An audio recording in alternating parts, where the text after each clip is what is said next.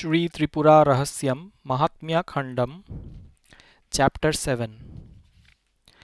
Pleased by hearing the words of the Guru, Bhargava spoke sweet auspicious words.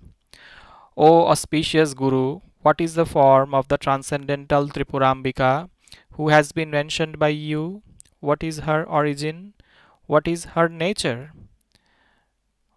O ocean of mercy, tell me now about her in great detail. Thus questioned, Dattatreya, who was immersed in the ocean of the glory of Tripurambika, meditated and prostrated before the Supreme, and, and spoke enchanting words by virtue of his drowning in the bliss of meditation. O Rama, listen. Who can describe the glory of Parashakti? Even today, the all-knowing, all-powerful Lord, starting from Brahma, do not know who she is or where she resides. It is not possible to describe her exactly. The Vedas, spiritual injunctions, tantras, are really unable to describe her. External evidences that are direct and inferential remain away from the truth that is to be known, just like the flame which gets nowhere inside. That power Shakti is motherly, who is situated in an unrevealed position. She can never be known through logic or inventive skill, other than through experience of the existence of the self. She cannot be found. The scriptures, the Veda, and other literature acknowledge her as having a form by way of her sport. She is the ultimate in evidence. She is called the power of consciousness. Though she has assumed a form for her sport, the ocean of her glory is boundless. It is possible to count the number of atoms in the earth. There is no end whatsoever to the wonderful multitude of her glory. Even so, I will tell you a part of the essence of the story of Tripura. Listen to it with attention. In former times, Sri Hari, the primordial Narayana, whose form is the absolutely pure sattva aspect of Tripura, reclined on the serpent bed. His shining lotus feet are served by Sri Lakshmi, the Devi of wealth. His body is effulgent like the glow from a bunch of broken sapphire. His waist shines conspicuously with the yellow silk cloth like a lightning amidst rain-bearing clouds. He has a well-built chest that is charming with the Srivatsa mark. The bees, attracted by the fragrance of the garlands and the garland of the tulasi, appear as though the dark blue luster of his body has come out. His long and stout arms end in lotus-like palms. He is magnificent, holding the conch, the discus, the mace, and the lotus in his hands. His face is like the full moon. His lips are red like the cherry fruit. He has a beautiful nose.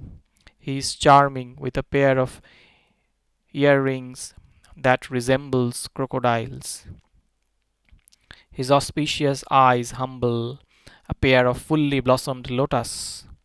His glossy bunch of hair is like a swarm of bees.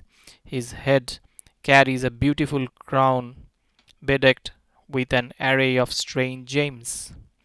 By his endearing glances, he is always bathing Sri Lakshmi. He is Hari, who is incessantly served by devotees like Prahlada and others. He is always interested in the protection of the universe. Once Brahma, the creator, arrived there, the abode of Hari. He prostrated with folded hands and praised the Lord through many prayers and took his seat. Afterwards, Indra and other gods, with their eyes red with anger, after debate approached Sri Hari. Prostrating Hari, the lord of Lakshmi, and Brahma, they took their respective seats after obtaining the orders from the foe of Madhusudana. Then Indra, prodded by his chief assistant Sunanda, started to talk about the quarrel among themselves. O Lord, the consort of Kamala, O Vishnu, the immutable, listen to why we are all debating. Once in the assembly of gods, I, Indra, the lord of gods and the three worlds, occasion to mention that the entire world comes under my control, and that I am the lord of religious sacrifices, and all, including Varuna, Agni, air, are under my rule, and hence I am the supreme and none else. Hearing my words, Agni spoke thus: O Indra, do not be proud in vain due to ignorance. Are you not able to recognize me, the best among gods and best in the entire universe? O Indra, I am the foremost among gods, led by you. All of you partake the oblations of all sacrifices that are brought to you by me. If I were not there, there will be no yajna, sacrifices on earth. I am the third eye of Rudra, who can destroy the world. My son, Sanmukha, is the chief of the army, and through him you have defeated the demons. Hence, discarding your useless ignorance, worship me soon, or else you will perish. After hearing this, the moon said, do not be ignorant. The creation lives on food which comes from my blessing. If I were to withdraw, the world will be destroyed for want of vegetation. Indra, Agni, and other gods are really sustained by the ambrosia that I generate.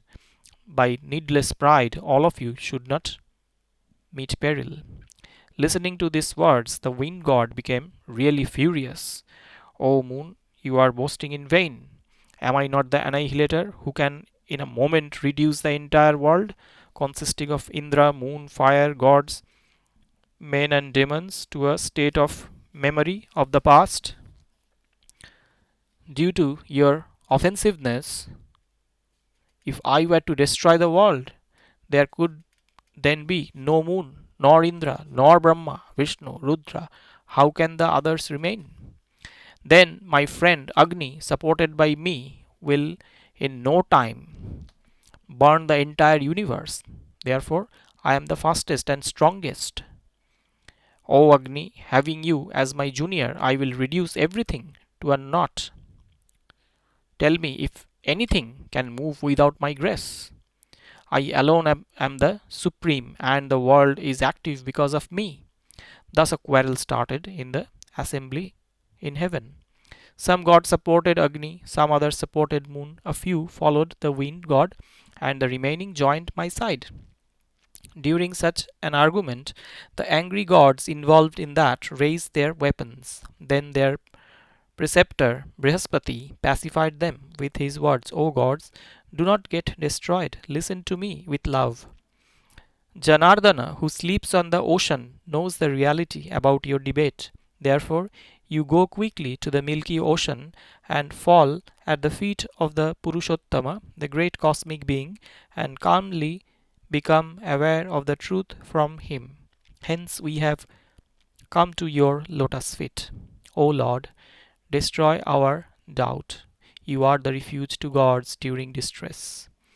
Thus requested by the gods, led by Indra, Vishnu thought for a long time about a plan to pacify them. He thought that these gods, who had firm belief in their own coteries, would not repose faith in him, and he would not be able to bring about peace among them. So he meditated on the great god Kapardi Shiva in his heart.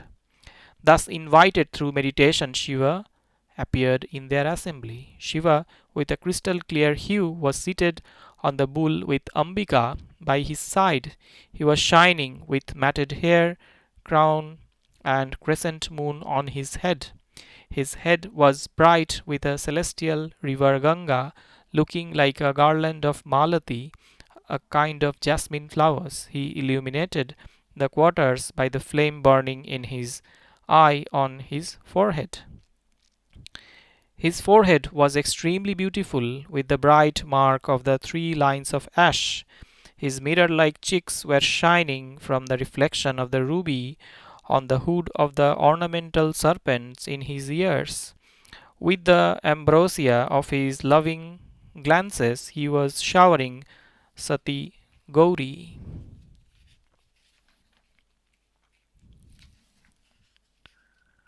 On his well-built chest appeared rows of Rudraksha garlands.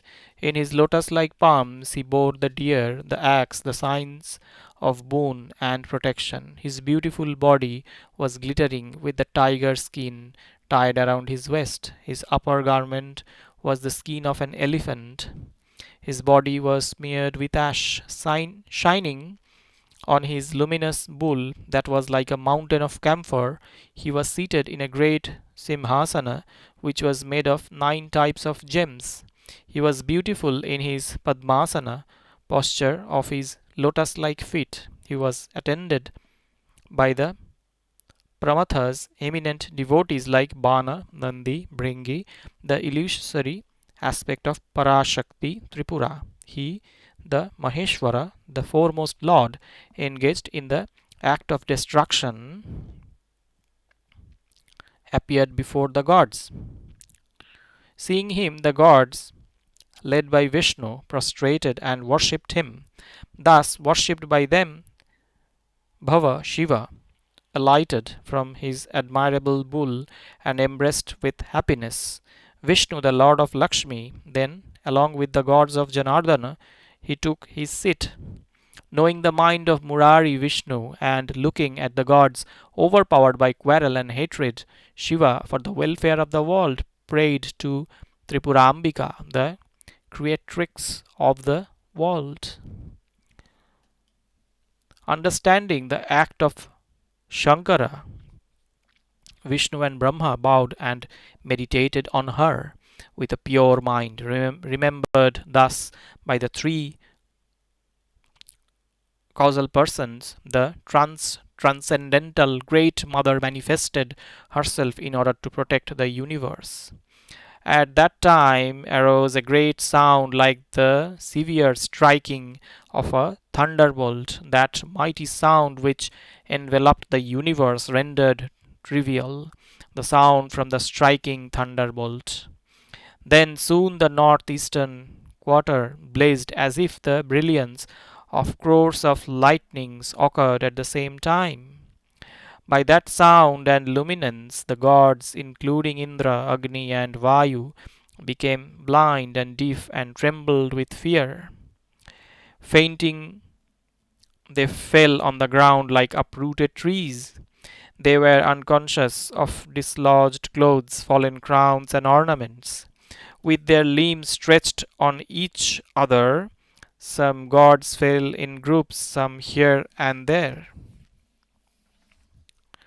When the gods were in such a state, Brahma, Vishnu, Maheshwara saw the magnificent brilliance pervading the directions. They could not perceive the beginning, middle, or end of that unique effulgence which embraced the universe.